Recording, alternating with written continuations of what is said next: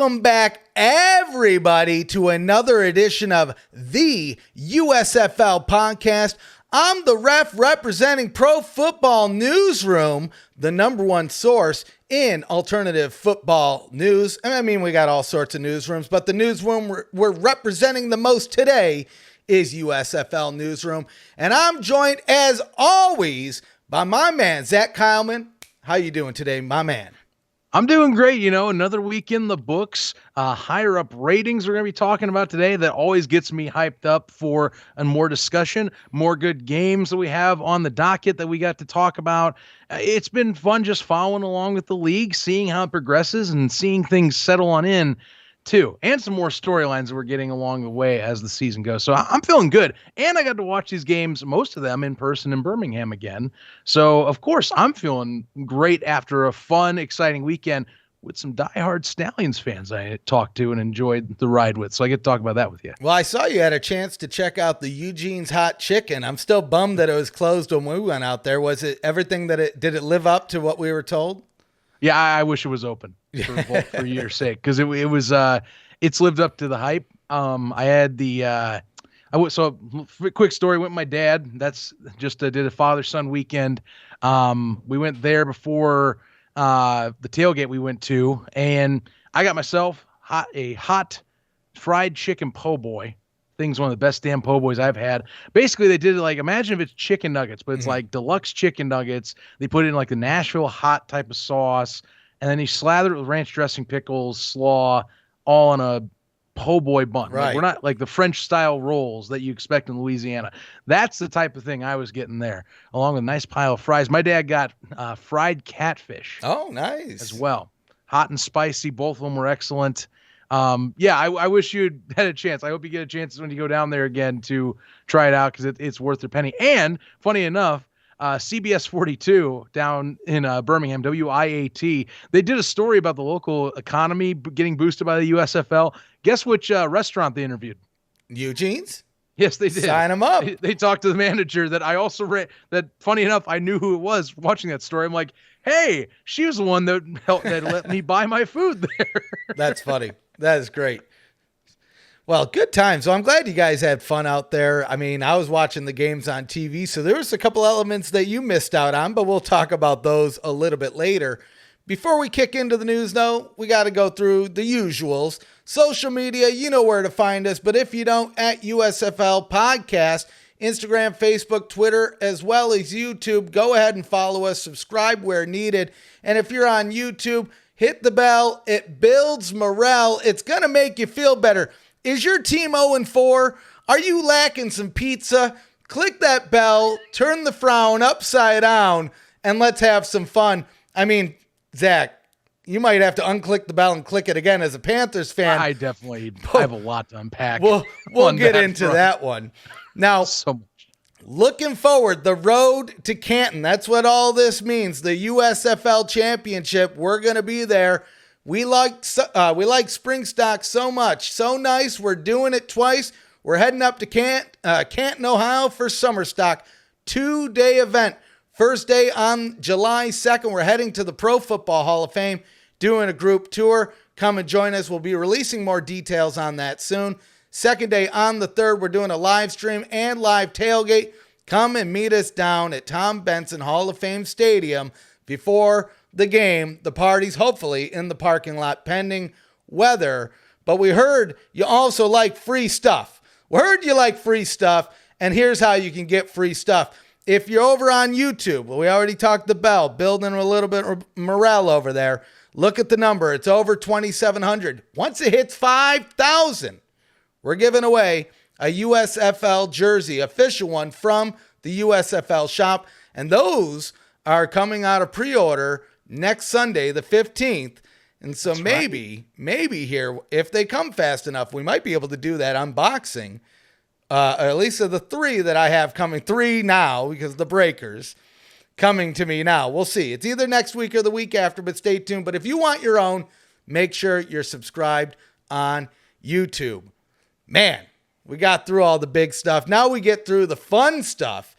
Big week of recap So Friday night game, late night, Philadelphia Stars at the Michigan Panthers. It was a close one, maybe a little bit too close for comfort for some. Cook is coming on the field, cooking it up, serving it up. 1 point game. Jeff Fisher, I don't know what he's thinking, goes for the field goal, misses it 26-25. But hold on, buddy. We got a couple more to recap, and then we'll talk about that one. I know.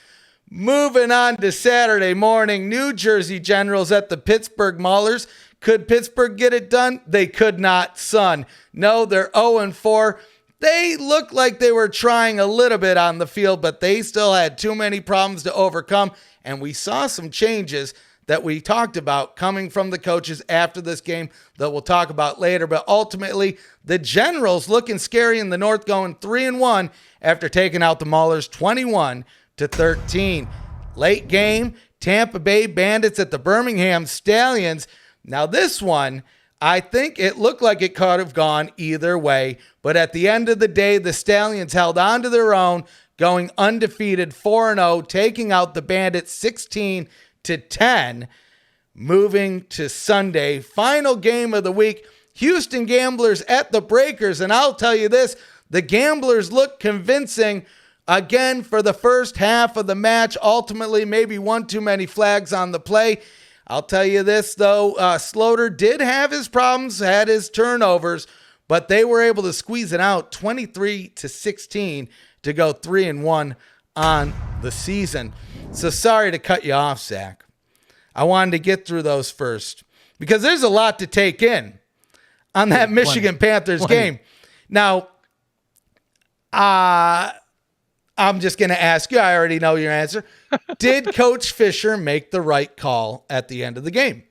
I don't even have to tell you my opinion. I could tell you the majority of my 130 votes I got on that exact question. Now, sure, I left the scoring context out of the question, but here's the deal. I wrote this tweet. The scenario, you have 2 timeouts, 25 seconds on the play clock. The ball is on your opponent's 3-yard line. It's a 1st and goal. What are you doing? 94% of 130 votes, so well over 100 just on this Twitter poll alone, said, I'm going for the damn touchdown. And I was the same way as we are watching this. Me and my dad, we just entered into the Birmingham metro area when they are in this final drive. And I told him, okay, we're going to spin around Protective Stadium. We're going to check it out. You know, maybe we'll get a view of the screen on whoever wins here. And sure enough, you know, you watch Reggie Corbin and company pound it down the field in that final drive. You watch Shea Patterson get a few clutch runs on that final drive. And I'm like 25 seconds is perfect. The Philadelphia Stars are the worst rush defense in the USFL. They have Reggie Corbin, who in 2 weeks has already become a top 3 runner in the league. Yep. And even if they don't have him, they got 2 other running backs that could shred you if you had a chance from 3 yards out. What do? They go for what is, sure, less than a PAT. What is to many a certainty with a generally placed kicker that doesn't have to be converted from a punter. That's the thing. And the guy, sure, he made a pooch kick earlier. Jeff, I get it. You said in the press conference too, it felt like a certainty. That guy's got to make that kick. But my guy, you have the time. You have the runners. Why are you not punching the ball in? I don't care if you have any uncertainty and you have to take a timeout. You don't waste that time. Utilize that time. I was so frustrated seeing that, and I was defeated just by the fact that as we're crossing by on the eastern side of the stadium going towards the scoreboard, I see at the end of the game, you know, it's delayed when you watch on the phone. Uh-huh. So the orange Philadelphia Stars win screen is already posted up. I'm going, okay, how the hell they F this up? How bad is this damn kick? Like, it's 21 yards out. How effing bad did this guy miss it? It's worse because I'm a Bears fan that it doinks off the damn upright. And I just deflate in my dad's truck. I'm like, I shut it off. I go, they lost on a damn missed field goal. And he's like, what? And I'm going, yeah, 21 yards out. They settled for the field goal. The punter missed it. And sure enough, as much as I feel bad for Carrizosa in this sense, he's not with the team anymore. Well, Cole Murphy, we'll talk about some of those things later, but you know, if that kind of cost him his job. Well, and I wonder, maybe speculations on Coach Fisher must have known that was a high likelihood. It's not like this is somebody that's been making most of his kicks. He's been off quite a bit. He's not a kicker. He's a punter, right? Mm-hmm. Did he throw Carasosa under the bus and give him a reason to get let go? I feel like he might. I mean, why not go for it once more? One more drive. Yes, I get you could fumble the ball. Game over. But you lost anyway. Reggie Corbin was electric for the second week in a row. That man would have certainly punched that ball in. It's the worst rushing defense in the league, Stefan. I was shredded that they even considered wasting the clock and going for that kick when you could have pounded that bad boy in there, or at least gone for one play. Just one. That's all you got to do. Just go for one, and then at least half of the argument goes away. I was so ready to be like, we're 2-2. We have the playoff opportunity in our sights. You know, Philadelphia's reeling from poor rushing defense, and this league is built mostly on good rushers right now. And we blow it right at the whistle. Yeah, Jeff, I don't know if I'm not going to say the league confirmingly did rip him apart, but speculation zone, I'm going to imagine that USFL officials, if they're watching that game, are going, for the entertainment's sake, Jeff, why the hell did you not at least try and punch it in? Well, and that's all I could go with. I mean, beyond that, I'll even go with the counter argument some people have. Like the fact that the Panthers were even in this game. They threw, Patterson throws 3 picks. Mm-hmm. There's a fumble later on as well. Like they gave up 4 turnovers and still were there at the 3-yard line at the end. I think that's what adds on to it, just compounds. Right. This team could easily be 3-1 if they could just get out of their damn way. I'm serious. Possibly 4-0. And that's because the Generals just have an overall good roster. That's why they lost. Defense won that game out by 1 possession. That's it. I'll say this, though. You mentioned it earlier. So they picked up Cole Murphy. They got a kicker after this game. That might be it. I mean, with Reggie Corbin and a proper kicker, we've been seeing them get close, making a couple mistakes. That they could get dangerous. And again, they are in the North here, where the Stars are their next competition. They barely got edged out. They're going to meet again later in the season. Maybe that's what pushes them in. I think it's a race to see how fast Brian Scott can come back for his team. I will say, though, Connor Cookus, he was playing amazing out there. Yes, he did. But he was taking some hits. He was playing. You gotta preserve your body, buddy. You gotta make it to the next week. I get you want to go out there. And you want to show them, I deserve this job. He was going Tyler Heineke style, doing flips and reaching out for the end zone. But he was getting hit hard. He was taking some bumps. Good for him. And he was getting up right away. But that's my only advice. My Monday morning quarterback advice. Be careful. Be careful. Because I remember, too, Bart's running with basically one of his receivers is the reserve quarterback. He's already stated he's not getting another QB off free agency. Mm-hmm. Like Brian Scott, which sounds like he might be out less time than expected from what I understand. I understood it's 3 weeks that was going to be the max. Mm-hmm. So he'll be back by the end of the regular season, but they're just riding with Case Cook is here. And they're going to just Case Cookus. I apologize. Yeah, I was just thinking Spartans. Nonetheless, and good that we got good to have you reclarified. Nonetheless, though, I agree. You have to be careful. You're risking yourself. I know you have someone in the wing that's played QB in the past, but look, this North race is still tight. Like it's not even halfway through the season. The Panthers are only a game away. They play you one more time, and they played games close throughout. That's the thing. They're 1-3. They've just been on the cusp. They just have to put it all together. So you can't take any slack, and you have to make sure you protect your quarterback. And we know the Stars line is kind of rough. It's been rough. Brian Scott took some massive hits in the first two weeks and part of that first half, even before he got knocked out. Getting banged up doesn't help your cases to keep upright. And for the Stars, they need to have one of those 2 QBs behind center if they want to keep pace with the Generals and keep an arm's length away from the Panthers. I'll be frank, unless the unless the Maulers pick somebody up off of like free agency that could help, which there's one guy that just kind of became available, or at least should be, I imagine, that I think they should go for. Yeah, I mean, they're not coming back right now. I don't see it. Well, they did pick up Vad Lee. Maybe that's enough to turn things around. Well, let's jump over to that game, Ro. We're getting ahead of ourselves with the Maulers here. Generals. So real quick, what have I been saying leading up throughout the season? If one of the quarterbacks outperforms the other in the Generals, we're going to see Coach Riley slowly phase out that dual quarterback system. One would think. And I think we saw the beginning of it this week because DeAndre Johnson was the guy. Perez was in there. Don't get me wrong.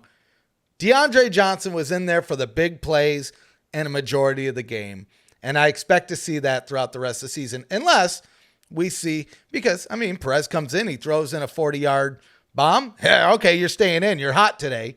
Somebody went bowling the other night. Sign him up.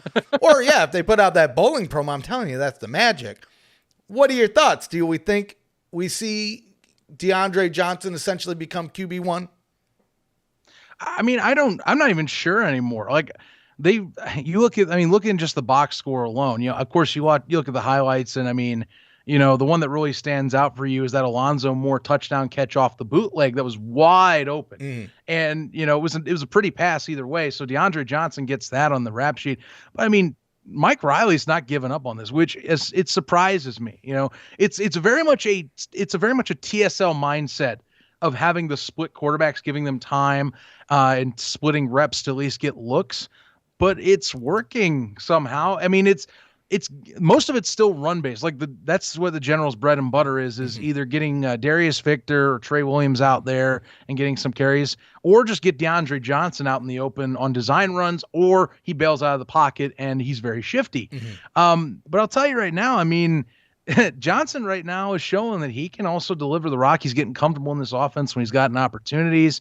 But both of them, Perez or Johnson, somehow Mike is making this work, and it's been against good opponents or not. That's the deal. I mean, they've beaten the Stars already themselves. The Maulers, sure, they dispatched them pretty quickly. That's not a surprise. Their only loss is to the number one team in the entire league. And really, that was a pretty winnable game. It was a close one. I know someone argued that maybe if you put Perez in, they could have won. But hey, now both of them are performing decently. That's a little bit dangerous. And that's not going away. You and I thought it was. I don't think it is. We're already pretty much halfway through the season. Unless one of these guys gets injured, they're going to keep switching them out. Right. I think. And it's not going to stop anytime soon now.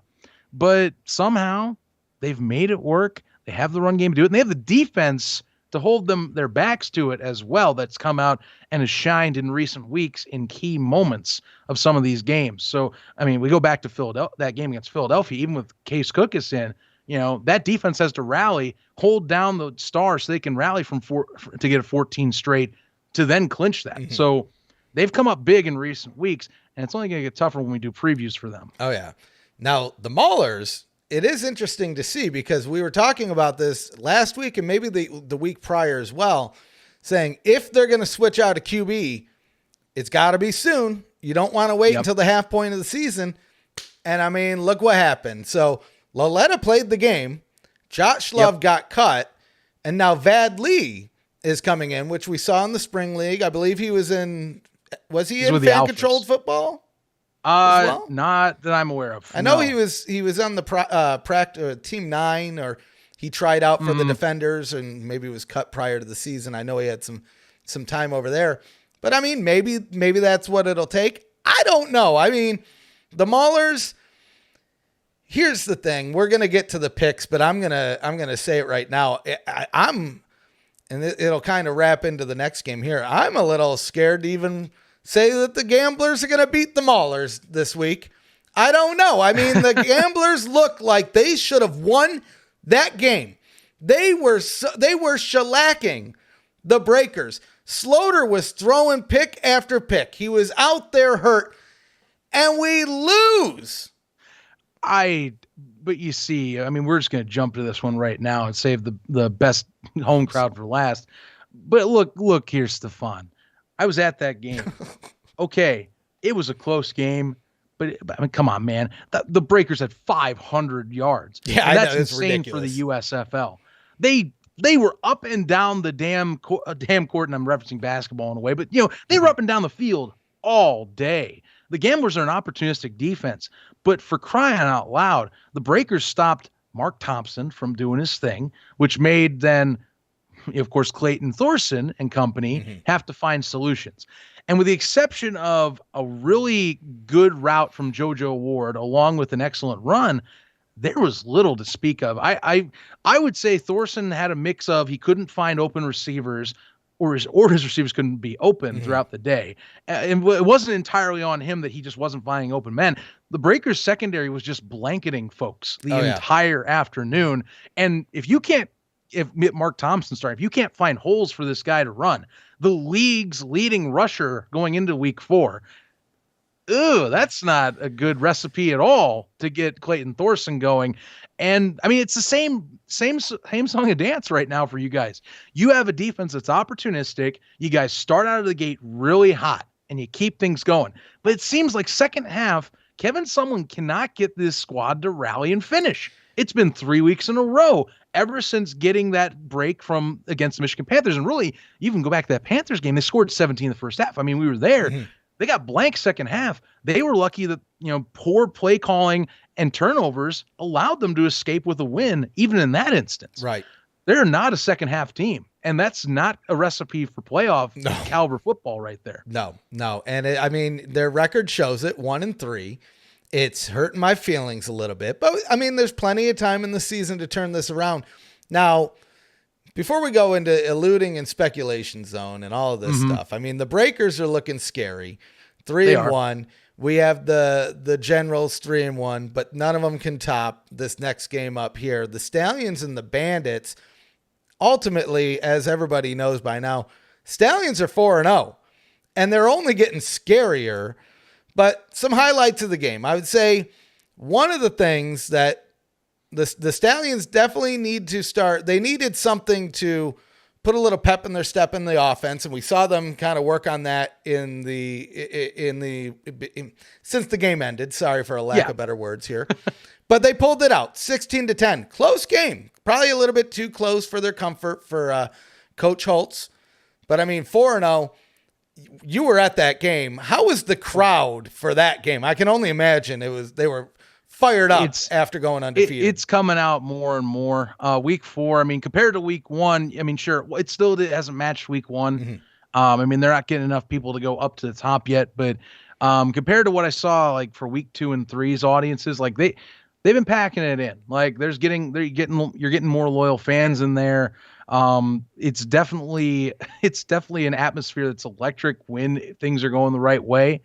And you got to love that it's all 10 games. You get essentially a home crowd atmosphere for the Stallions. People do like this team, and more are catching on to what is there playing every weekend right now during the course of this season. Something I'll tell you, just a little anecdote, like I mentioned at the beginning. I'm with a group called the Thoroughbreds tailgating group. Actually, they've indoctrinated me as a thoroughbred, even though I have the Michigan shirt and fandom.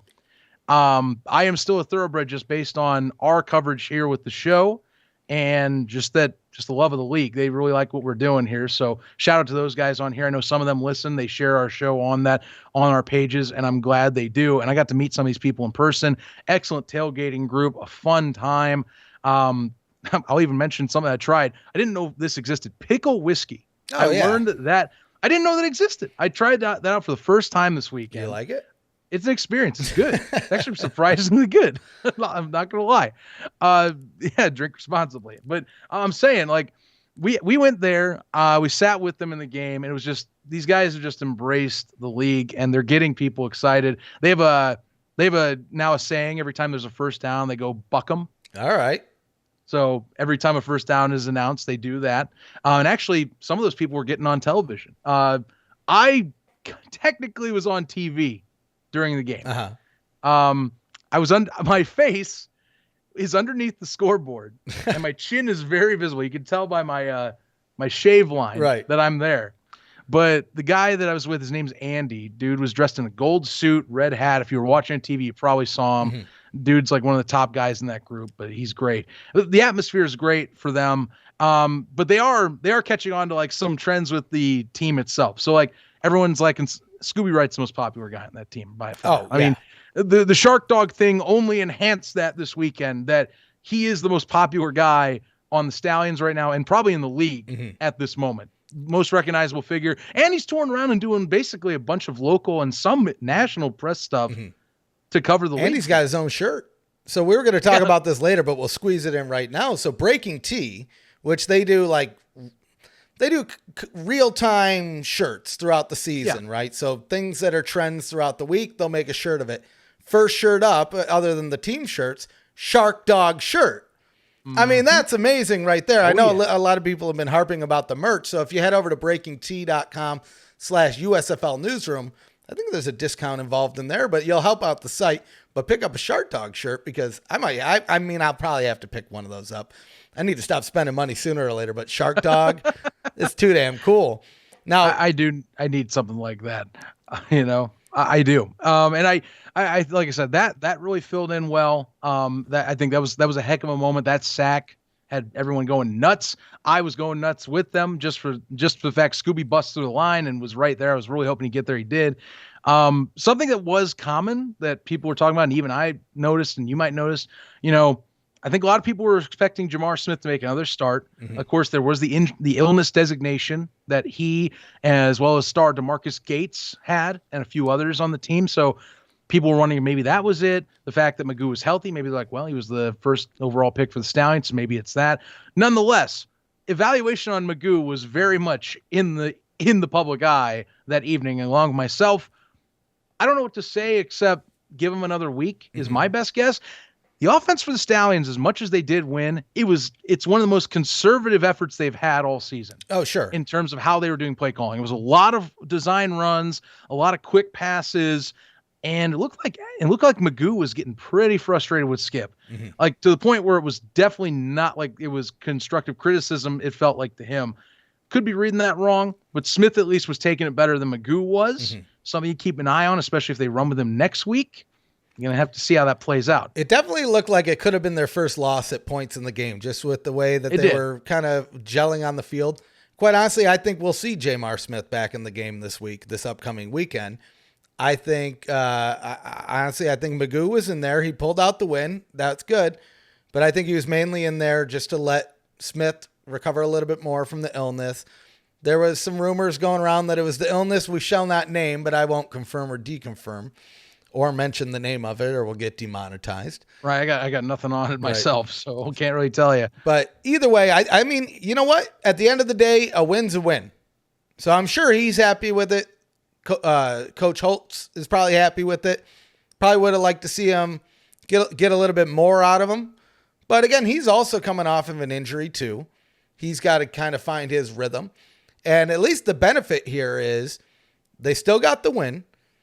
You're getting that dual quarterback system being forced to where come playoffs, both of your guys will maybe have that still kind of momentum going into the offseason. So there's some benefit there because, I mean, there's going to be potentially a big culture shock for the Stallions going from, Protective Stadium where everybody's there to see the Stallions, right? Or at least the majority, to Canton where, depending on who they play, it could be a divisive crowd for them, to say the least. So, having as many of these guys ready to go, the better. And like I said, so, you know what? At the end of the day, they got the win. Sign them up. But I wouldn't be surprised if we see Smith start this upcoming weekend. What do you think of Tampa Bay? Because I thought this could be upset territory for Birmingham. And it started out that way. Like it was at least first half wise, I felt they had found some rhythm. Second half, they got completely shut down. And credit that Stallions defense for getting better week over week, the way they have been. But it felt like, again, like receivers for Tampa Bay just are not helping out Jordan Ta'amu. No. Drop passes, miscommunications everywhere. And that run game's not really one of the better ones in the league. It's pretty average, if not slightly subpar, in my opinion. I mean, there just wasn't much post first half to be found. and it just really stifled the Bandits so badly. I mean, they just couldn't get drives. That's the thing. Yeah. Birmingham got 2 more field goals on them. That was the deciding factor in this game. That was it. Mm-hmm. Well, I mean, they've kind of been like that all season. The receivers haven't been doing any favors for Te'amu out there. I mean, they had the game against the Maulers where they just, oh no, never mind. That wasn't them. That was the Breakers that ran shop on them. Never mind. But they edged out my Gamblers the week prior. So it's not like they've ever been able to come in and truly dominate, right? Like consistently, I guess is the best way to put it. I think they need to be getting some more reps for those receivers out there, even if it's just a machine shooting the ball and saying, you need to be at this spot, get from here to this spot and consistently, right? I don't know, whatever you got to do. I think that's what they need to be working on there because again, I don't think it's Te'amu. The ball's moving, right? They have a couple issues. They have a couple injuries, right? Bruno Reagan, he's still out. So might not seem like a major role, but it is, right? Having that center spot, somebody that you know, somebody that you played with, somebody that, can get it done. So they're working through a couple things there. And quite honestly, that was one of the teams that didn't make a lot of transactions this week.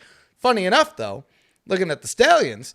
So you had mentioned we kind of talked about, this is the one week where they looked vulnerable, where they might maybe take a loss. But I mean, now they picked up a huge part for their running game, Bo Scarbrough. I mean, well, one, the Alabama fans, the locals in the state at least, I think are going to come out for this alone. Now, I don't want to put too much hope in everybody's minds, right? Because let's be realistic here. His first week in the game, he might not come out there and even just have a lot of reps, right? They might want to ease him in. But I think this is a perfect time of the season. If you're going to bring somebody in and want them ready for that postseason and you want to bolster your offense, and I mean, you're already undefeated, this is a great way to do it. So, I mean, we saw a couple transactions. We went through a couple, like the kind of the highlight ones, but I'd say this is the biggest transaction of the week, kind of getting a name into the league, almost halfway through the season, shows there's a little bit interest in joining the USFL as well. But initial thoughts, I mean, are the Stallions just scary and unbeatable now? I don't know. Well, if anything, they just bolstered what they need to at least get whoever's behind center a little more comfortable. Mm-hmm. So something that happened to keep in mind with this transaction during the course of last week's contest against the Bandits, Tony Brooks James got beaten up. I mean, we're talking, it seemed like he had a hip issue at some point. Then he had that massive hit at the middle of center field that definitely seems like was concussion territory. So even if you're not saying Bo Scarbrough just for the clicks, they needed someone at least to fill in, because if Tony Brooks James is in this week, I'm going to be shocked. We haven't really gotten anything. I can't find a report as the time of this recording that says he is not a full go or anything. He just haven't dropped it. But nonetheless, Bo Scarbrough is 2 things. He is a bruiser, and that was what he was in the NFL. Dude is massive, bulky, the prototypical Alabama running back you've been seeing under Nick Saban over the last decade or so. Mm-hmm. That is coming in, and dude has length. He is a Derrick Henry-esque archetype, obviously Alabama relation right there. And if anything, for the local fans, it's another piece of the puzzle and a reason to come on down to celebrate and to cheer on your local team. Because Tuscaloosa is not too far away. We were talking early on in the season about the spring game, right, for the Crimson Tide itself being a possible factor for crowds. So yeah, obviously college football polls there a lot better than professional for that sake. However, Bo was a celebrated talent at the University of Alabama. Bo did solid for your Detroit Lions, I thought, back when he was playing. Thing is that he just kind of got shuffled out of the equation, had a stint with the Raiders. And this just kind of seems to line up perfectly. And it's a splash play for the league itself. Mm-hmm. Some people have asked, well, where's the flashy players? Like, don't we get 1 or 2 of them? And I'll joke because like FCF's got Terrell Owens. It's right. All right, sure.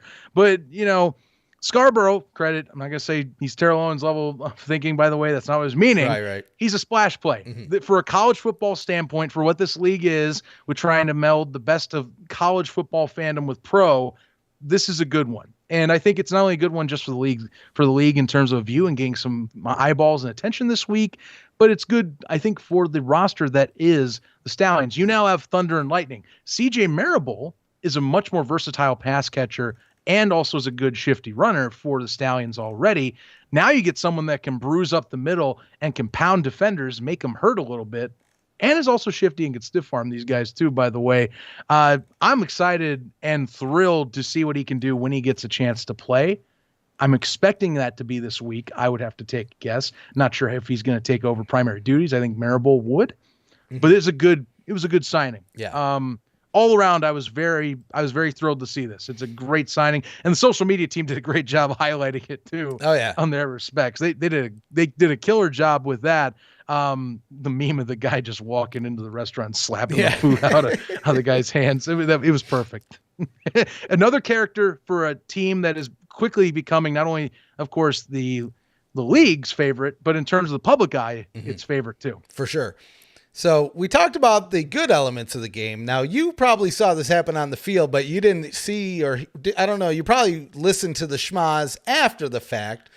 I was told about what I believe you were going to bring up. So Mike Pereira, so we've talked about, and you know what, I don't even put it all on him, but you know, it does bring into play. We've had this discussion a couple times leading up to the season, and even throughout.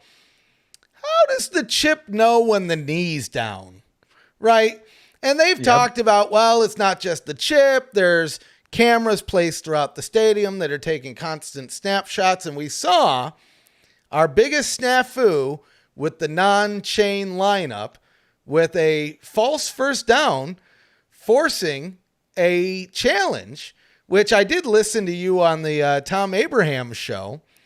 And I did get to talk about that, yeah. Yeah, and I think everybody shares the same sentiment, is that was a screw-up. But you know what I was surprised by is Joel Klatt. I mean, that dude took it not only to heart, he gave him the what for. He, not once, but twice on air, told him it was a mistake. He said he should take the Stallions challenge away or give the other challenge back. And I mean, luckily it didn't come. It wasn't something that impacted the game, right? Now, what would have killed it is if at the end of the game, they needed that challenge. Then, oh boy, then there's some heat, and Mike P's going to be taking some of it, right?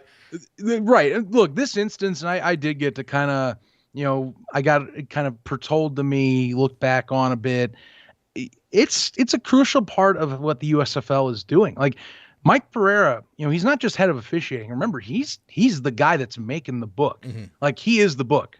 So that it's a little bit extra, and I can understand why Joel Klatt got frustrated, because it's a little bit extra when you're the guy that is officially writing or adjusting the rules and you miss a call, especially when there's only one challenge per game for the coaches. So the trust has to be on that side that the command center is catching all this, which through the majority of 3 weeks, it has been. Mm-hmm. It's been doing its job. This is a snafu, though, and this is something that I think we were going to unfortunately cross that bridge at some point, was when is this challenge going to be thrown into play? And generally it'll probably be thrown in a situation maybe like this where the command center doesn't do its job. Mm-hmm. And sure enough, that's what happened here. Is you had what was obviously not a first down. It was a slide that was short. And sure enough, they originally ruled it, and we're all sitting there in the stands going, well, wait a minute, what the hell's like, I know exactly what play you're talking about. Like, what the hell's going on here? That was like a yard and a half short. Right. And sure enough, the chains move. Then they stop. We're on the side that Todd Haley's at. Todd's losing his damn mind at the refs. Finally throws the flag, and sure enough, they reverse it. So I get it. And you only get one, which was, some people didn't realize either. You only get one. Yeah. But again, that's because they want to trust that we're making most of these calls for. I mean, remember, they're reviewing personal fouls. They're reviewing all kinds of stuff throughout these games. It feels like every game you're getting at least 2 instances where Mike is talking and doing a review. Right on. So at some point, unfortunately, human error does take into place. As much as he is watching, human error unfortunately had to take place. I'm not going to excuse him fully for that, because he's supposed to watch the game in its entirety. He's supposed to blow the whistle and stop anything that is egregious, that was egregious. But human error is a thing. Mm-hmm. So it just snuck in here. The hope is this doesn't keep happening on a regular basis. This took 4 weeks to happen. I wish it hadn't happened at all, but you really hope it doesn't happen a second time whatsoever if you can even avoid it. Dear God, you hope it doesn't happen in the final 2 weeks of the year when the stuff is on the line for people, including win bonuses, mind you, for these players. Absolutely. You imagine the players, if a penalty or a non-challengeable offense happens where a flag's gone and you have to then go, well, great, I just lost out on a massive payday for Mike not watching the game, even though that's his job. Right.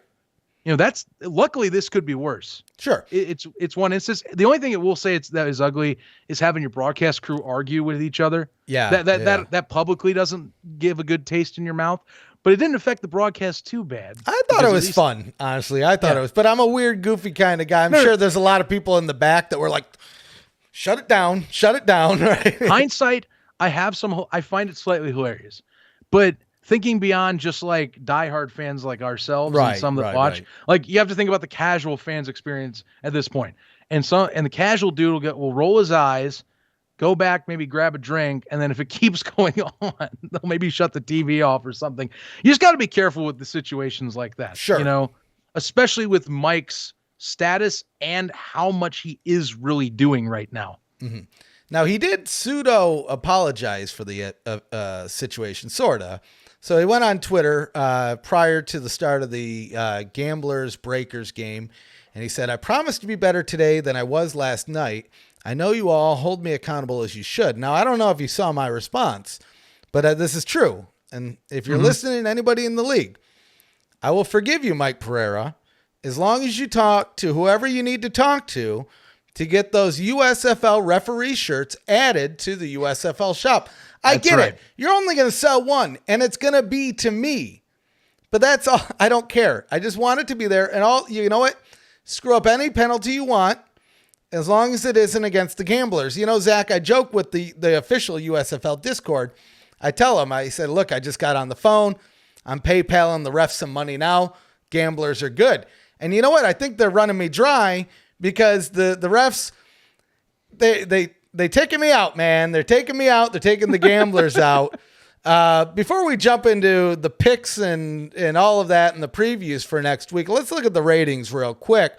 So, first game up, late game. And it was actually later. It was originally supposed to be at 10 o'clock and ended up getting bumped to 10:30 Eastern, 10:20, 10:30, somewhere in there, because the truck race was running over. Hell of a game. I mean, if you stayed up to watch it, probably one of the most entertaining games this week, unless you're like a real diehard Panthers fan, that end probably hurt. But it was a fun game to watch. Unfortunately, one of the lowest, maybe the lowest watched game that we've seen this season at 207,000. Now, that's where the bad news ends, though, right? Because the next two games, again, one of them was a Peacock exclusive, so no numbers there. But Fox primetime showing of the Bandits Stallions pulled over 1 million, steady where they're at, 1.05 million. So I think that's like almost exactly what they had the week prior. But the big news here is NBC, first time since week 1, jumping over 1 million, and they're doing it convincingly, 1.159 million for that Gamblers Breakers game, that 3 p.m. NBC. So I believe it was a 12% increase week over week when it comes to the viewership. Again, this is kind of uncharted territory. Usually in the history of the spring leagues, we see a lot of viewership week 1, and then you see a big jump week 2. That's why I wasn't so worried about it. And it's more of finding where that baseline is. Even with the XFL, we never found that baseline. It kind of hovered, went up, went down a little bit. These, we kind of see the baseline, and it's steadying. It's steadying around 1 million for those what I'll call showcase broadcasts. And I mean, definitely, they're happy. You can tell the executives are happy. They are going on social media every week to kind of let you know, this is good news. This is great news, in fact. Yes, folks want to know what the floor is for these broadcasts. What can we expect week in and week out? And of course, we've seen more and more What's the league looking for? They want to be part of the conversation in terms of bigger leagues that have gotten rights deals that are in the millions of dollars that they're outperforming, at least in terms of that, or they're keeping pace with. We talk about, for example, that NBC game is the one that really stands out to me and goes, whoa, that went better than I expected. Because when NBC in its second broadcast, it had 812,000. I went, damn, I didn't expect it to drop below 1 million. Now, looking back, hindsight in the game, what was that game? Breakers Bandits. What happened during that game? The Bandits got crushed. So there's less of a incentive to tune in later on when your team is getting wiped out on the early go. Now, could that have played in other games even close? Maybe, I don't know, maybe it tunes people off. This time though, you saw the Breakers, they played a close game. It wasn't the prettiest football at times. 3 interceptions I can't classify as 100% pretty. But the fact you put up tons of yards, it was a nail biter that was down to 15 seconds on the clock or to even get the game-winning score. And you have a team put up 500 yards of offense, have death-defying plays in there. And the fact of the Breakers, I'm going to be honest with you, Stefan, the Breakers right now, I'm pretty confident in speculating that they are the second best in terms of fan response. Maybe the best right now in terms of social and maybe even viewership. When I was there for that Gamblers game, that was definitely the second biggest crowd of the weekend.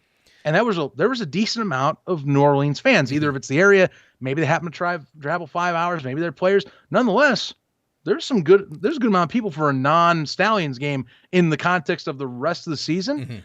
So even that comes into play, but NBC jumping the way it did, that I didn't see at all. I was like, I hope it gets 850K. I'll be honest, I didn't think it would hit 1 million again. I thought up the floor for NBC with how it's been promoting itself, by the way. I didn't think it would hit 1 million again, but sure enough, it did. And boy, did that bring a smile to my face on Tuesday, seeing that number cross the screen and me going, we had both over-the-air games hit 1 million again. And that I can confidently say that mid-season now, I think we've found that the league can hold its own and that it's bringing football, that there's a core group of people that are wanting to watch this thing and that they're intrigued by what the product is out there and they want to see the storylines they're developing. This is good. This is good. You want, as a TV exec, to see where you're at. And I know that people want this to go upwards of 2+ million, and we want to have it up there. But the fact you keep the 1 million base, you're getting that. Cable numbers got to be worked on, sure, but that was a rough outing because it was 10:30 at night when we're getting to kickoff. Right. Now I'm happy, man. Well, who else really is happy by that? You know who else is happy, which makes me happy, which should make the league happy and make everybody happy, because if we get a season 2, sign us up, which it really looks like it's really looking like it will be a season 2 at this point. I'll be frank. To me, it has to be. I don't want to jinx it, but it feels like it's coming right now. Fox CEO Lachlan Murdoch, he touched on the USFL during the Q3 earnings call, and this is what he had to say. Through its first 3 weeks, nearly 20 million people watched the USFL on TV, and games on Fox and NBC are averaging 1.5 million viewers. That compares favorably to well-established spring sport properties like the NHL, F1, EPL, and MLS, all properties which either recently earned sizable rights increases or expected to do so soon. We are clearly establishing that USFL belongs in this competitive set. And I think that's the point that we've been trying to push the whole time. The league's happy with it. Yes, we all knew that for non-Stallions games, the crowds weren't going to show up. We're starting to see them tweak the broadcast to bring some of the crowd sound in. Now, of course, that's making another half of the people a little bit upset, but I don't mind it. I don't mind it at all. There were a couple funny moments there. There was one during the Breakers game where the call got overturned and the audible surprised and shocked by the crowd was too great. Don't get me wrong.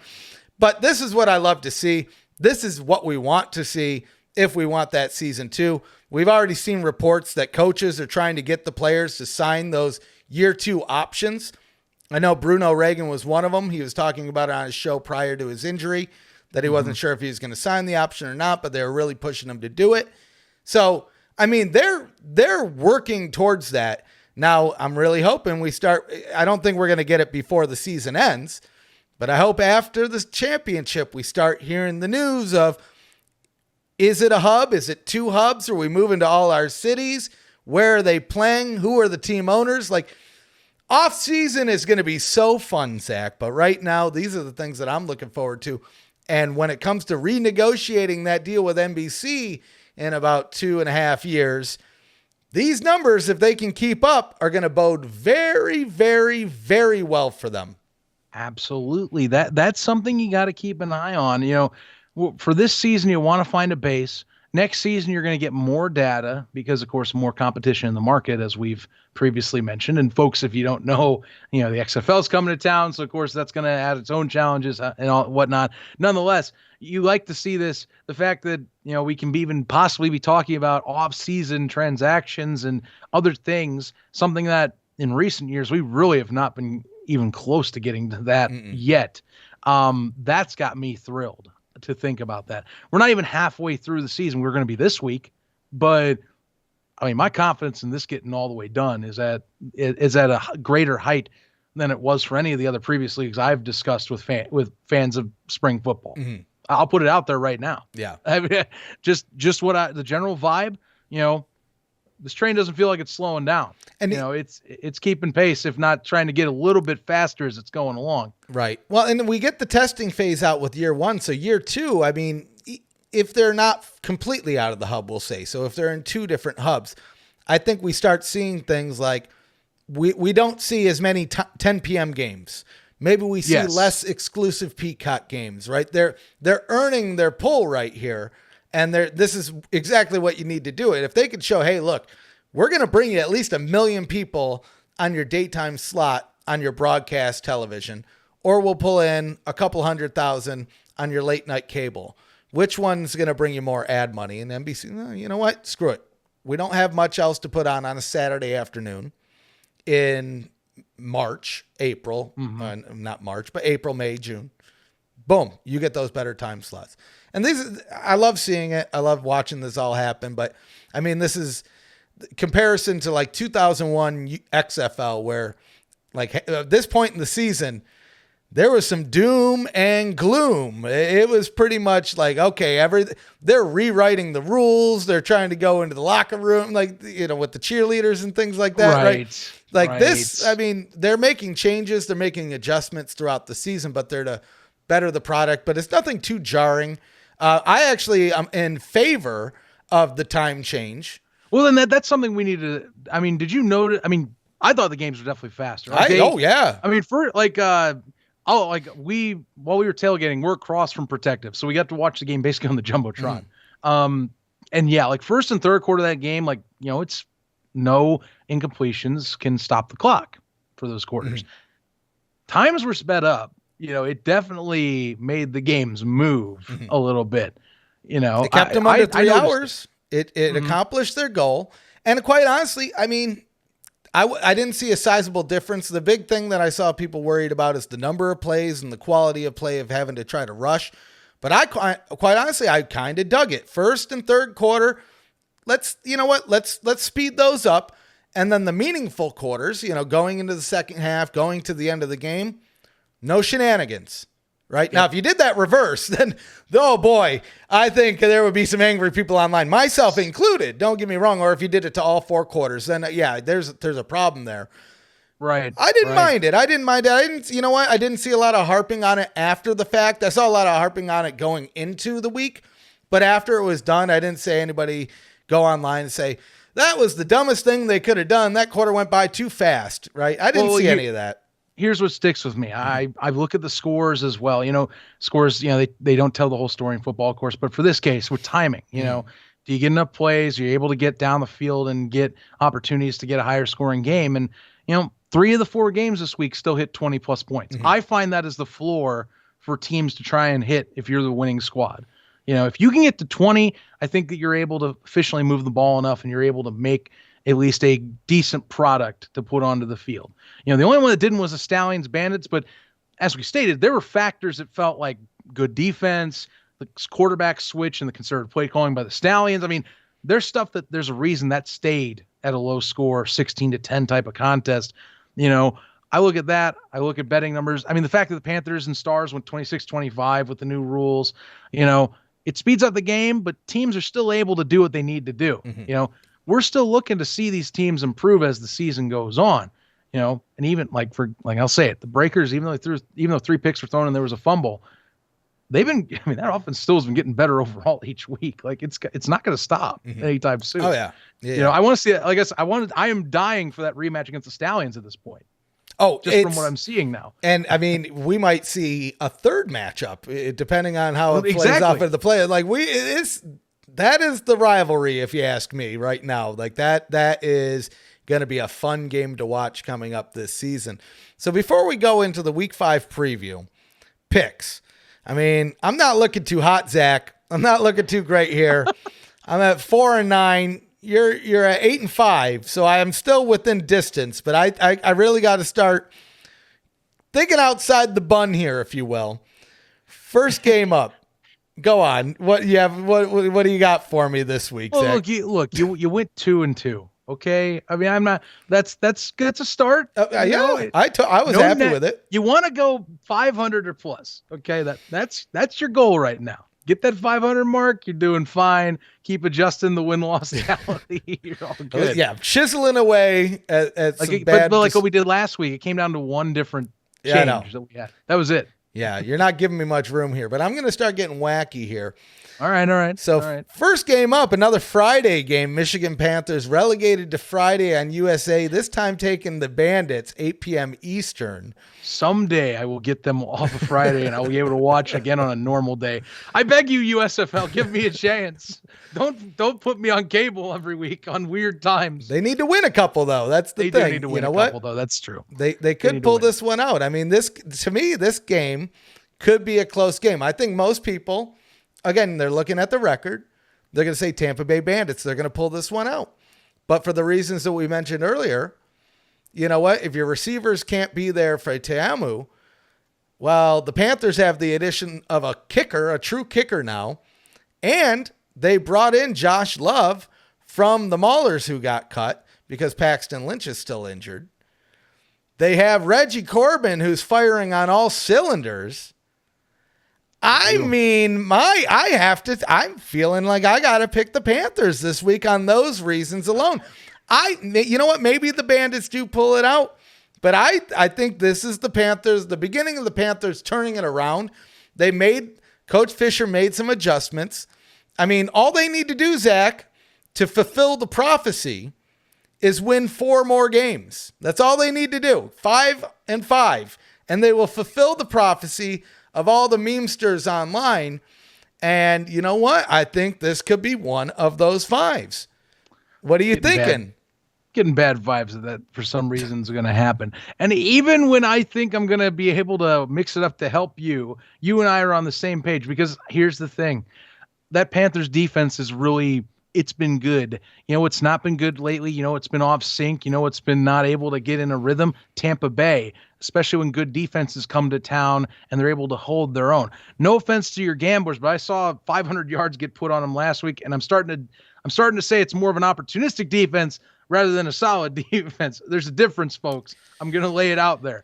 The Panthers are a good defense on paper. They have been doing a great job when given opportunities and not having Shea Patterson or anyone lay it on the carpet or throw it to an oncoming defender. And for that instance, here's the thing. Fisher's looking at his offense. Reggie Corbin's been lighting it up. Shea Patterson, even though Josh Love is now coming off waivers and is on that roster, Patterson's still probably going to get the start, in my opinion, on a shorter week for Love. And maybe he gets comfortable. He needs to run more. Mm-hmm. They need to roll him out more. They need to get him in space more like they were doing against Philadelphia later in the second half. They can do that against Tampa Bay. You know what the Stallions are able to do against Tampa Bay? They were able to get 4.1 yards a clip on any run. And I'm talking between Magoo, Marable, or Tony Brooks-James. Mm-hmm. You have the likes of, besides Patterson, besides, of course, Stevie Scott and Reggie Corbin, you have Scarlett as well back there. 3-headed monster. Right. The best rush offense in the USFL. And this is, again, a Bandits unit that it's not as weak as the Stars are, but there's still opportunities to take advantage of it on the ground. I am with you. Panthers take this to me. It's going to be tight. They're going to come close to blowing it. Mm-hmm. But I think they take it. I think the Bandits just cannot find rhythm. That's what I don't trust. At least for the Panthers, they know when to just go to the run game and just pound the rock, like Jeff Fisher should be doing more often than not, and getting guys open and in space with bootlegs. I can't say enough about that just because of how frustrated as a fan of that team I am with how they run, with how Jeff has been. Give me, though, the Panthers here. I'll go with it. Upset alert. That's going to be my choice. Yeah. And you know what? I think it'll still be a fun game to watch. It'll be an entertaining game. I think Friday gets those sneaky games. I don't think anybody expected that 10 p.m. last week. We would see probably, I thought it was one of the most fun, if not the most fun matchup over the weekend. And it's unfortunate that so very few people saw. Hopefully people watched it on demand after. But moving on to Saturday, early Fox game, well, early sort of, 3 p.m. Eastern, Breakers and Generals, 2 3-1 teams. Now, this is a tough one, right? Because we're starting to see DeAndre Johnson really find his rhythm on the team. The Breakers, they squeezed one out against Houston last week. Slaughter was still injured, and you could tell, right? They definitely didn't look like the Breakers that demolished the Maulers 24-0. Still coming out on top. What are your thoughts? What's your pick on this one, Zach? Oh, boy. Well, New Jersey, look, I said Michigan's number one. New Jersey's been right behind them at number 2. They were number 1 leading on early in the season. You know, we got the 2 QB system. The Generals right now do look like the class of the North. You're taking on one of the, if not the class of the South, depending on, of course, health permitting, other factors with that original game against the Stallions. I mean, the Generals, this is their toughest challenge all year defensively. As much as Kyle Slaughter has thrown it up for some picks, as much as he has fumbled it, last week, putting up 500 yards, putting up the 300 plus yard mark he did. And it's an impressive amount of yardage. His connections with his receivers, where it's Jonathan Adams, Johnny Dixon and company, you name it. There's a lot going on there. You have to control.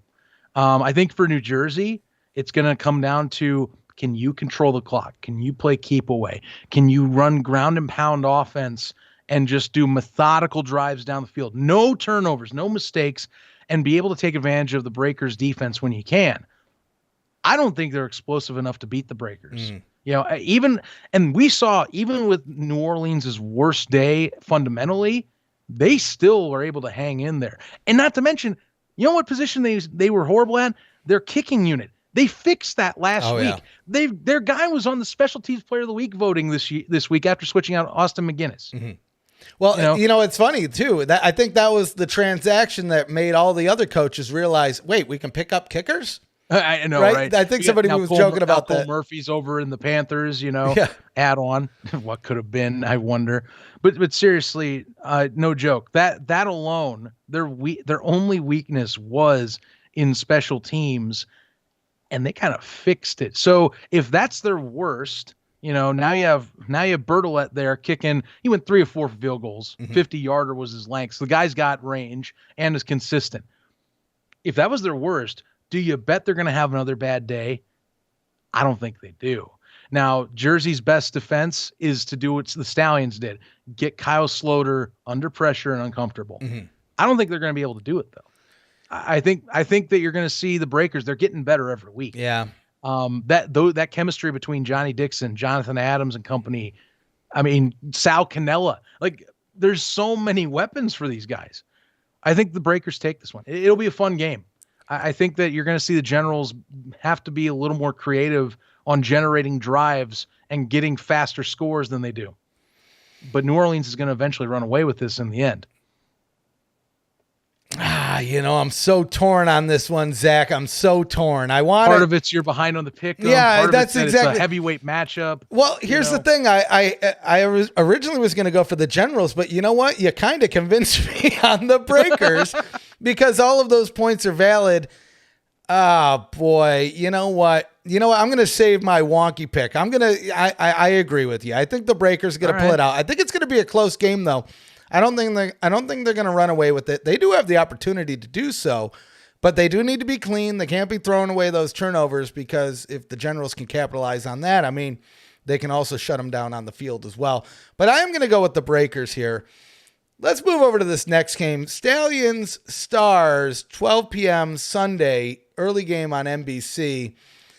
4-0, 2-2. We got Case Cook is coming in for the Stars.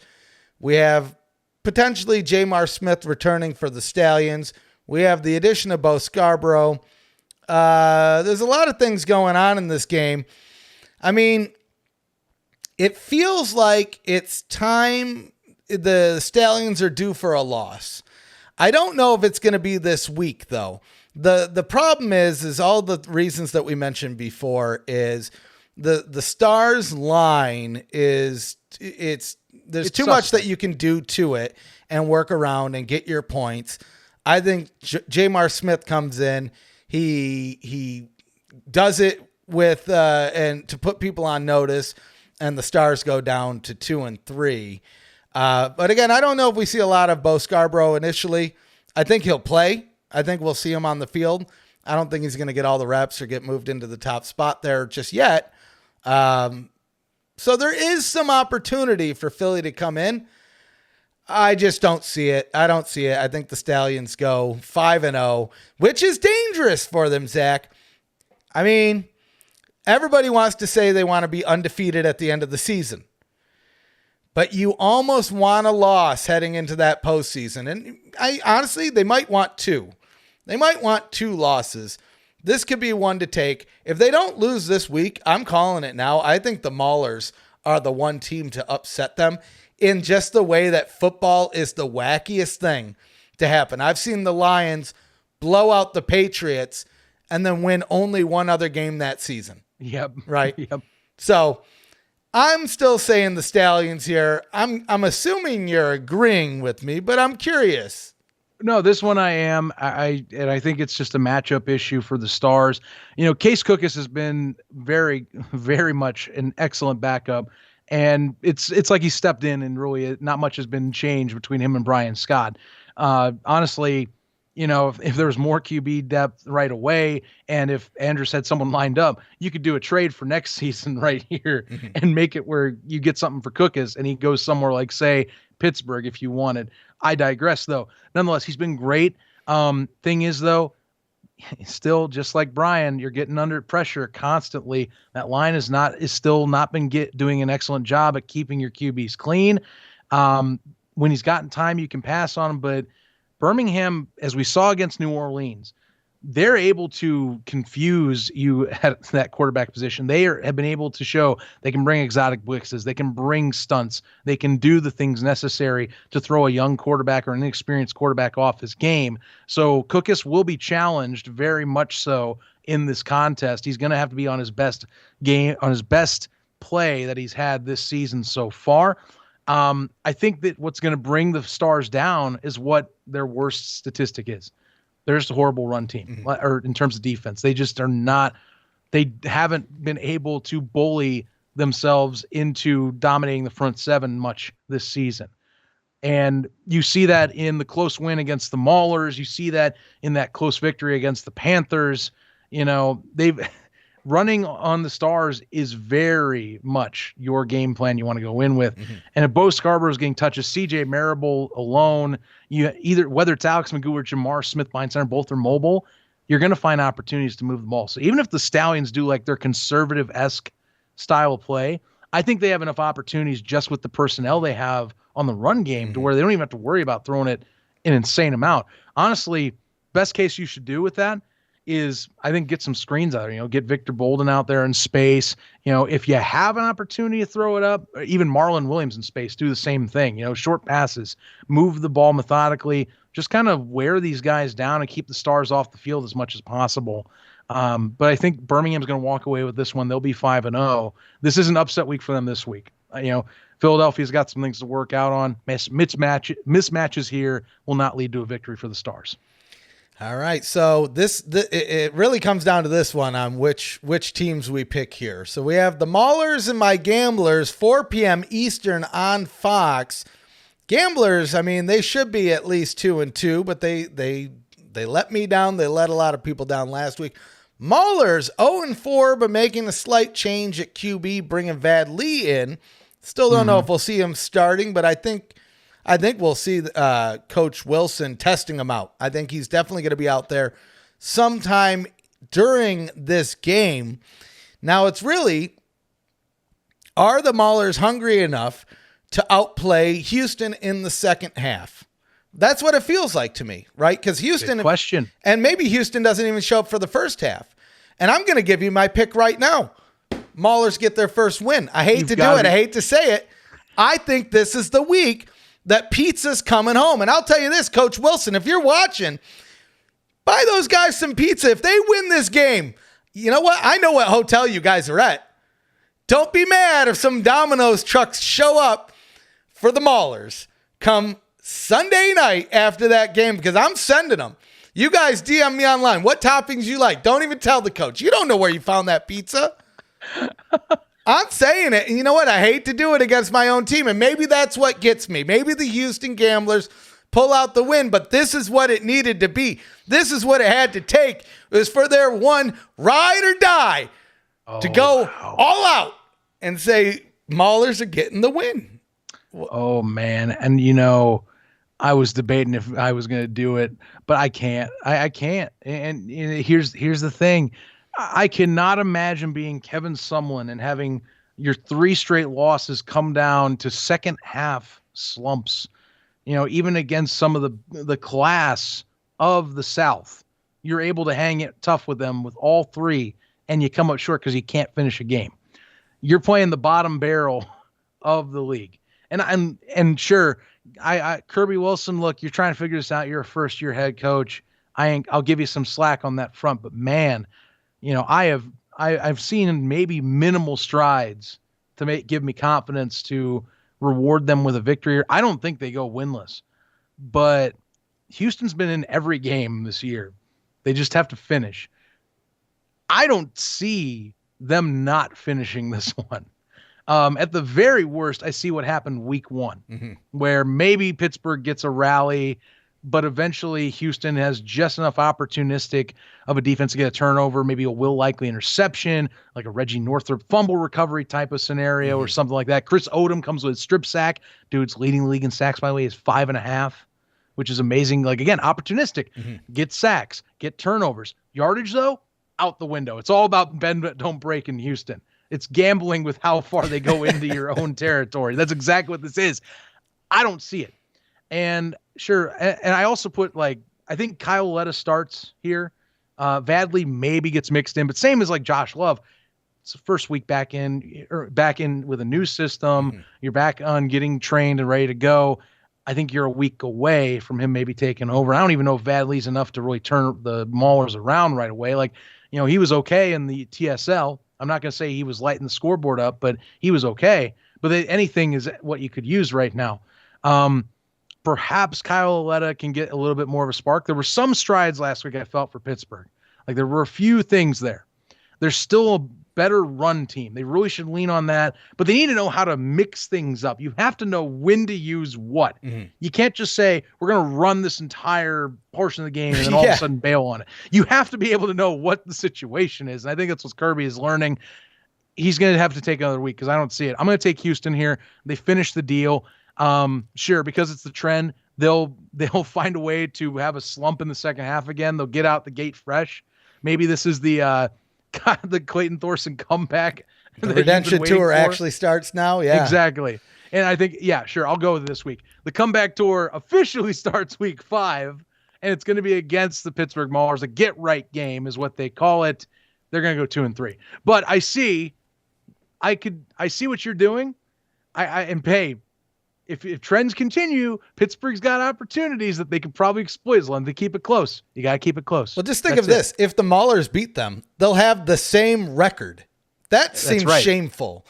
That would be shameful. That is shameful. I mean, the Gamblers are already the basement in the South, which, credit, that's not too bad since you look at the South and you go, yeah, I mean, that's a tough division, you know. Yeah.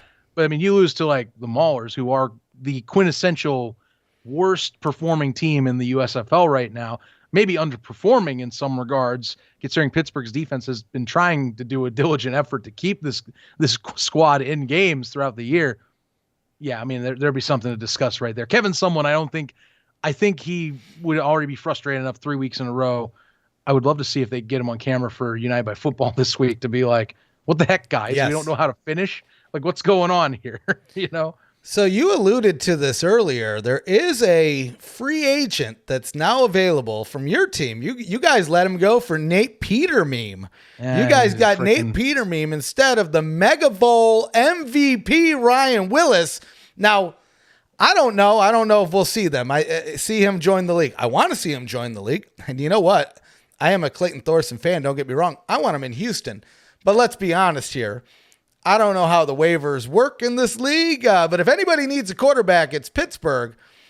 I mean, he that is a guy that could turn this team around. Let's be honest here. It might be tough, but if Pittsburgh can pull out a win here, I mean, you bring in a Ryan Willis, you know what? You might be able to get something done. I don't think it's going to happen there, though, just because they already picked up Vad Lee. And, I mean, how many quarterbacks do you want to cycle in and out? But, God, that is one guy I would love to see land on a team in the next week, if that is an option.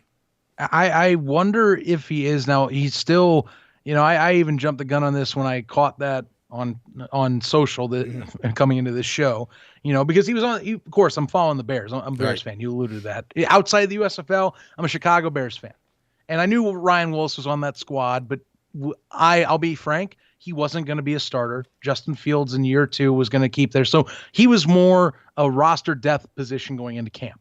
And so they picked up Nathan Peterman, probably because of experience, really. But honestly, I agree. Ryan Willis should still be on this roster going into training camp. I digress. They decided not to do that. He's got to clear waivers in the NFL first. But if he clears waivers, I mean, come on. His best options are either you go back to the USFL, which, by the way, you know, the TSL helped stem what the USFL is now. So he won the Mega Bowl. He was an MVP of that said game. He was the best quarterback in that league in 2021. A lot of us were pretty high on him, and we were hoping that maybe he wouldn't get picked up and he would be able to go here. And there's also, of course, the XFL that might be knocking on his door. Right. But he has options. He's going to be a hot commodity in one of these leagues. And he's going to be a star whichever league he lands. That's the thing. He proved it already. Like, he's got the arm. He's got the accuracy. He knows how to maneuver the pocket. He should be in this league if someone wants to sign him, someone wants to do a signing that might turn your fortunes. And I can already think of 3 teams off the bat that I'd be like, yeah, this makes complete sense to me if I was doing this. And that's the bottom 3 in the league in terms of power rankings and even scores. You know, the Maulers, Panthers, or the Gamblers right now, I think should somewhat consider it. And I think the Gamblers to a lesser degree. I mean, Thorson has looked shaky, but last week I felt a lot of it came down to a great secondary. He just couldn't find people open. Yeah. But he's shown progress. The Panthers and the Maulers, they're the 2 that I'm saying you need to consider this. Like, heavily do it. Because the fact that the Maulers just need something to get off the mat. And plus, think about it in terms of past year 1. Now, if Willis signs a deal, you assume that he signs in, he has that option for a second year off the gate. I would want to lock him down to keep him in the league. You don't want him going to the other one that's going to be in town next year. And you have a chance to then, for your future years, have somebody that you can keep on that roster, say, hey, the QB position at least is locked down.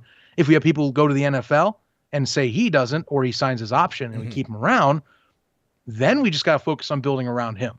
And that's something like for the Maulers right now, it's like, okay, we might be cleaning a lot of shop at the end of the year. But if we lock down Ryan Willis, we might be having at least something we can build for a few years to come here.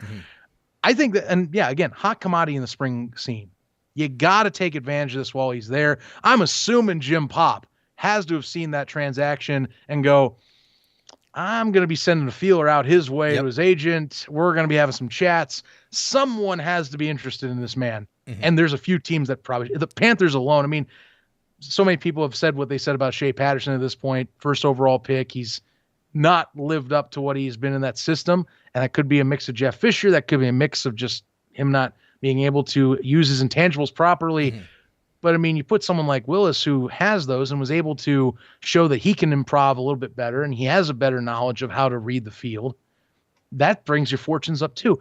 There's teams that could use a guy like this right away. And the league is probably salivating too, because like better quarterbacks means more eyeballs, because that's the most important position that people not only evaluate leagues by, but they evaluate how your team's doing. Is if you have someone that is a good field general, lock him down if you have a chance. Jim, if you're watching this show, do it, man. Yes. If he clears waivers, you better have somebody on his agent's ass right now. I'm telling you, don't waste that opportunity. I mean, wherever team he goes, if I don't have their jersey already, I'm going to have to buy it, because he was by far one of my favorite players in the spring league last year. We were talking about Sloter throwing for 500 yards. I watched that dude throw for 500 yards as well in a game. I mean, the dude has all of the ingredients, everything that you would want in a quarterback. And I mean, it feels like a perfect fit. We'll all just have to wait. Hopefully next week we'll talk about it, and either he'll be signed somewhere else in the NFL, or maybe we'll do some speculation zone. Who knows? But we'll keep you posted. I'm hoping we get to talk next week that he signed on, or that there's rumor running that he is possibly doing it. You know, like I said, he's someone I'm keeping a close eye on. You know, that is a high valued spring football target right now. And that's not even an understatement. That is a definitive fact in my eyes, that you're going to have at least 2 leagues vying for it, maybe even 3. I'll even throw the CFL in there, because why the hell not? You know, sure. Well, we just saw Ben Holmes go up there. We saw Cardell Jones up there. So they're taking kind of whatever, but I don't know. I haven't been following the CFL as much as I maybe should this year, but I saw that they might be having some. But it seems like every year there's rumors of a trade or a dispute between the Players Association and the league. But I mean, what do you know about that, Zach? I mean, let's touch on that real quick, because that could be a huge windfall for the USFL. Let's be honest here. All I know is that you have the players' side that wants certain benefits and certain guarantees that it's looking from owners, and that this has kind of been pushed off as in a shortened CBA that was now brought into attention again. And essentially the CFLPA is kind of saying stuff's not being met that we were hoping for. We're going to keep fighting for what we want. And if it has to come to a strike, it's got to come to a strike, you know? And I mean, that's just the nature of the beast, sadly, is like, you know, the CFL, like, not to go too much farther. I mean, they had their own woes in the pandemic and such that they had to deal with. And so this was something that they were going to have to deal with post that. So it was already talked about. This might be an issue going in for them. And that's where it's at. I wish the best for both parties, because I'll always say this, I want more football. I hope that this doesn't affect their season, because the CFL's brand of football is special in its own way. And I would hate to see that not being involved in our landscape with these other leagues right now. But in terms of players, I mean, you know, we'll find out. I mean, even our own USFL, there's already starting the beginnings of a unionization going on. Yeah. And those first processes, I haven't got an update on those, but those first processes and steps were supposed to begin this week. So got to keep that in mind. Sure. That's going to be something that's going to be going on throughout this season, and will be most likely being brought up more and more as the offseason kicks into gear. Sure. You know, all 360 players were signing on to that, according to reports, which means that you're going to, you know, we're going to be talking about it. Or at least 360 that were signed were on. Right. Specify. Nonetheless, you know, it kind of ties in, I guess. Like, again, not saying that strikes will happen all the time or anything, but, you know, that is going to be an aspect of the league you're going to be focusing on going into year 2, even year 3. You know, we got to keep an eye on that. Right. Yeah, I hope the CFL plays too, to try to go back to that real quick, just because it's interesting. It's not totally different. I don't want to say it like that, but it's fun. It's fun. I enjoyed watching the CFL last year. Plan on watching it this year. I just haven't had time to catch up on before the season happenings. And I saw some murmurs online, but I figured, I assume that they'll probably get it taken care of. I mean, they really should hope they get it taken care of, because it's not going to be good for them if they don't. You want to keep that momentum. I think they had a solid year last year moving to this, right? Especially when there's competition, not just from this USFL, but from the XFL, right? Well, and here's the thing that I'll play into this too. Something with the CFL that's been going on is, a lot of players signed 1-year deals. There isn't as many multi-year deals right now in the league, and so there's a lot of free agent movement. If I'm speculating on this and how this would affect in the landscape of, say, 2023, and you have the XFL coming to play, USFL's in season 2. Sure, there's going to be a draft again. There should be. I don't see why there wouldn't be for that. So, of course, that fills in the void. But, that signing pool is opened up to others. So, options become more available. 1-year deals expire. You got to be careful with that. Yeah. And I think even the USFL, they did 2-year option because they're like, well, it's only 1 year and these guys just dip to another league or something, you have that 2nd-year option. If you like it here, boom, you already got a guaranteed 2nd year. You're going to be here with a job again next year. These are things to consider. Players have a lot of options to consider and a lot of different avenues now than ever before. Oh, sure. For football. Yeah. And it just becomes more fascinating as the years go by, especially now that we're going to have at least several established entities with backing going into 2023. Oh, yeah.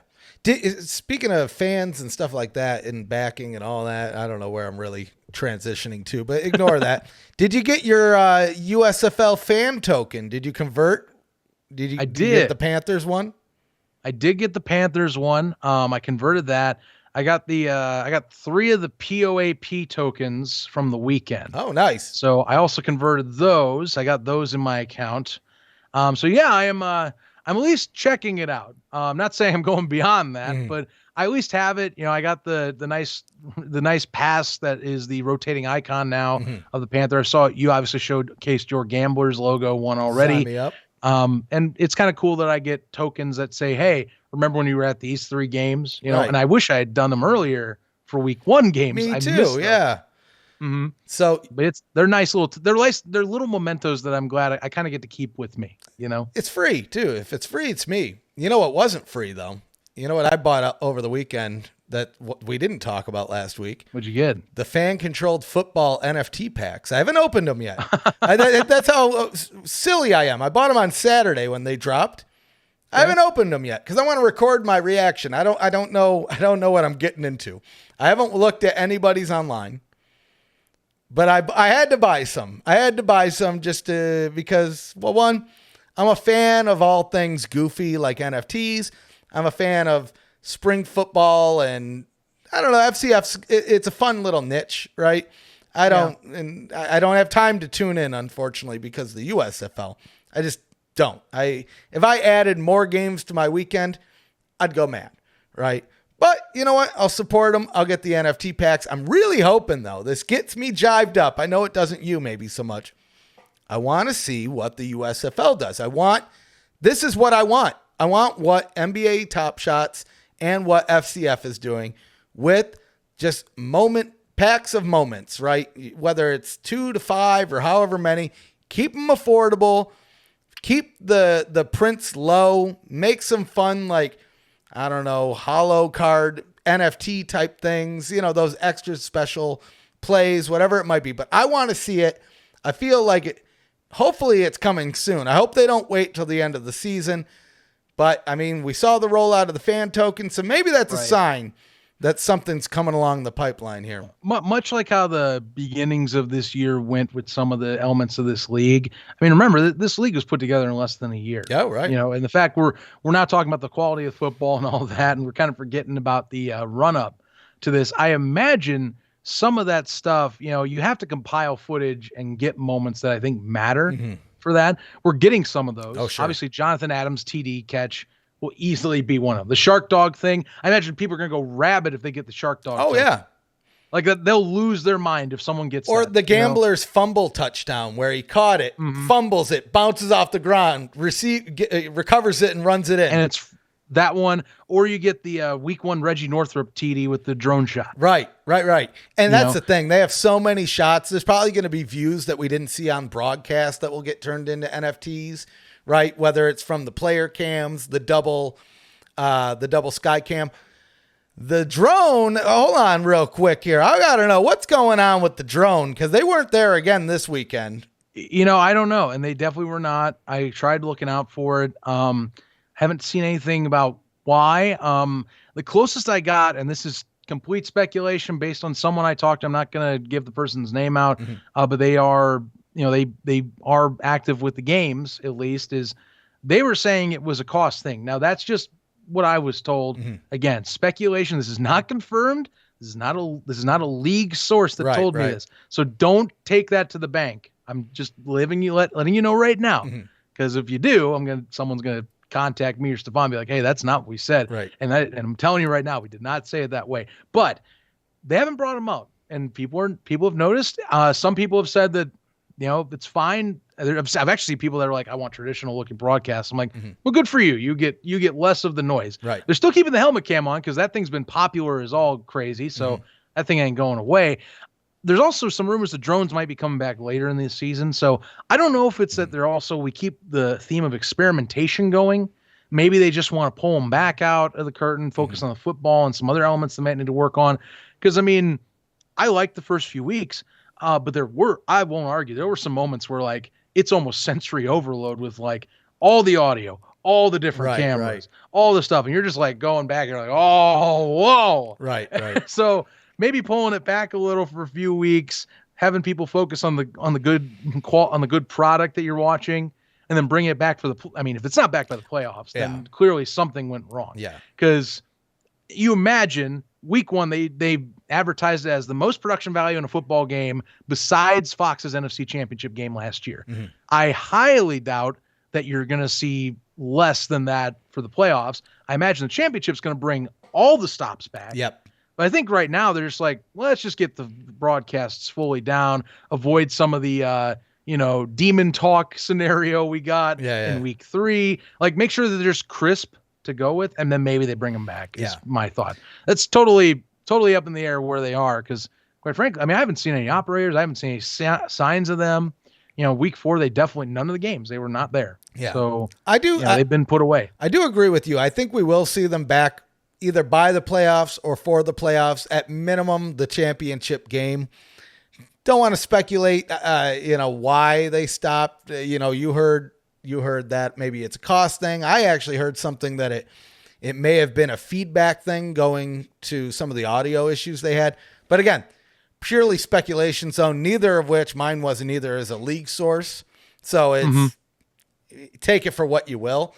It quite honestly been part of the plan.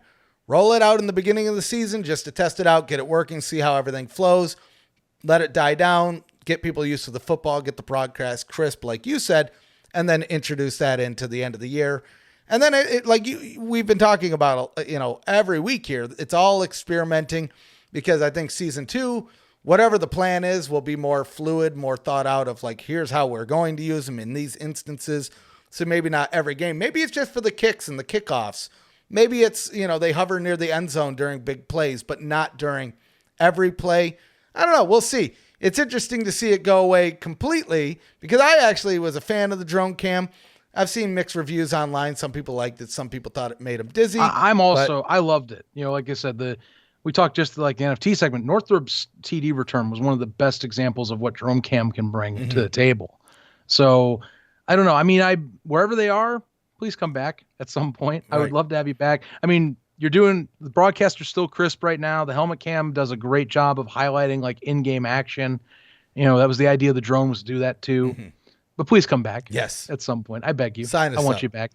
One day we'll get there. Hopefully, at least. We'll knock on wood on that one. But I think we covered all the big news this week, Zach. I'm looking forward, after this week, halfway through the season. It's hard to believe that we're almost already halfway through the season. 5 weeks after that, playoffs, then the championship. So if you're heading down to Canton, come and meet us. Summer stock, so nice. We're doing it twice. 2-day event. July 2nd, we're doing a tour of the Pro Football Hall of Fame. July 3rd, parties in the parking lot. Meet us for a live show, guests, giveaways, good times, all that good stuff. We'll have more details on all that coming out soon. But you know what? The internet's so fun. Social media is so popular. Come and give us a follow over on Facebook, Instagram, or Twitter over at USFL Podcast. If you're watching us on YouTube, click the subscribe button, click the bell. It builds morale. I'm telling you, your team's going to win this week if you click that bell. I think that's the big one. Oh, yeah, and if you follow us, if you've subscribed to us on YouTube, once we hit 5K, you can win that free jersey.